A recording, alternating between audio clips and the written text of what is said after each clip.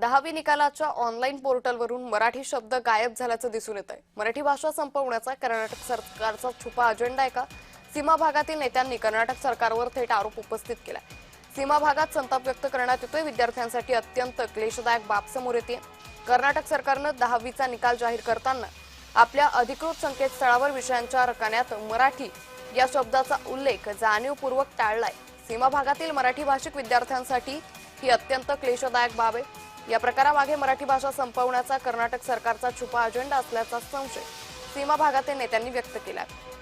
तर कर्नाटक एसएसएलसी परीक्षा 2026 चा निकाल 23 एप्रिलला घोषित करण्यात आला। निकालाच्या ऑनलाईन पोर्टलवर आणि विषयांच्या सूचीमध्ये मराठी शब्दाऐवजी रिकामी जागा ठेवण्यात आली होती। इतर भाषेचे विषयाचे त्या मार्कानुसार नाव ठेवण्यात आले।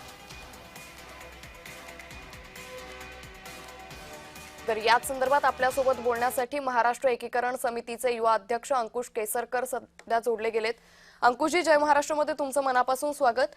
आपण पाहतोय की काल 10वीचा जेव्हा निकाल जाहीर झाला त्यावेळी या रिझल्ट वरती मराठी शब्द हा जाणीवपूर्वक टाळण्यात आला। या संदर्भात तुम्ही कशा पद्धतीने भूमिका घ्याल?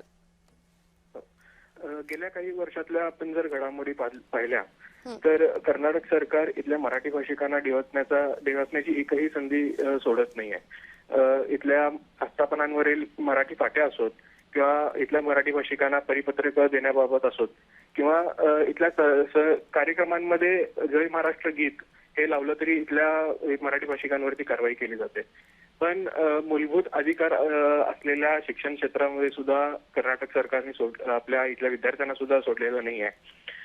गेल्या काही वर्षामध्ये इथल्या पाठ्यपुस्तकांमधल्या चुका असू देत किंवा प्रश्नपत्रिकांमधील चुका असू देत, पुस्तकं पोहोचवणे विलंब असू देत, ह्या गोष्टी वारंवार हे सरकार करत असतं। कालचा प्रकार जो होता मराठी विषयांच्या गुणांच्या बाजूला त्यांनी ते ब्लँक ठेवलं होतं। ही गोष्ट ज्यावेळी आम्ही इथल्या जिल्हा शिक्षणाधिकाऱ्यांना निदर्शनास आणून दिली त्यावेळी त्यांनी ती तांत्रिक चूक असल्याचं सांगितलं आणि तातडीनं ती आम्ही दुरुस्त करू असं त्यांनी आश्वासन दिलं। पण अशा गोष्टी वारंवार होणं हे दुर्दैवी आहे। इथली आम्ही मराठी बांधव सीमा प्रश्नाची लढाई लढत असताना इथल्या मराठी अस्तित्वाची सुद्धा आम्हाला लढावी लागत आहे आणि महाराष्ट्र सरकारकडून म्हणावं तितकं पाठबळ आम्हाला मिळत नाही, याची एक खंत मनामध्ये आहे।